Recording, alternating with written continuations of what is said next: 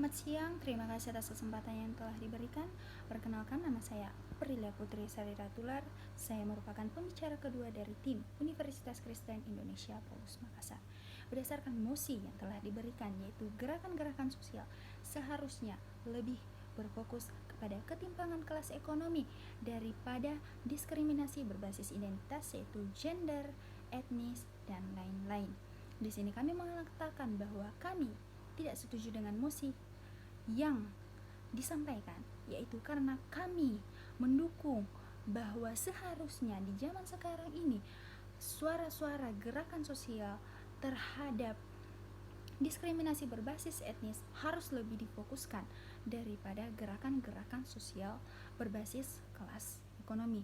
Di sini berdasarkan bukti yang ditulis oleh jurnal yang ditulis oleh Dimpo Manalu yang mengatakan bahwa penindasan dilakukan karena atas dasar ketimpangan sosial yang terjadi di negara-negara maju maupun negara berkembang.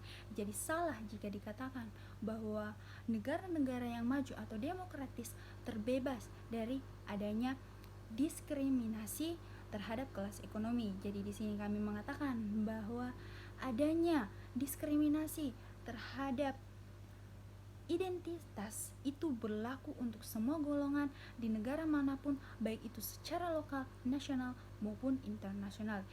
Jadi salah jika dikatakan bahwa diskriminasi berbasis identitas hanya berlaku sektoral atau hanya berlaku bagi golongan-golongan tertentu. Di sini juga berdasarkan gerakan-gerakan yang mendorong perubahan politik yang mendukung menyuarakan tentang diskriminasi berbasis identitas, agama, etnis, suku, bahasa, dan lain-lain, seperti contohnya Black Lives Matter dari Amerika Serikat, yang kedua Me Too yang juga disuarakan di Amerika, Eropa maupun Asia, yang ketiga yaitu White Wednesday yang disuarakan di Iran, yang keempat yaitu Bosnia, dan yang kelima yaitu gerakan-gerakan hak sipil yang dilakukan di Amerika. Jadi bukti bahwa gerakan-gerakan sosial berbasis identitas tersebut disuarakan bukan hanya di negara-negara yang tergolong berkembang, tetapi juga negara yang tergolong maju.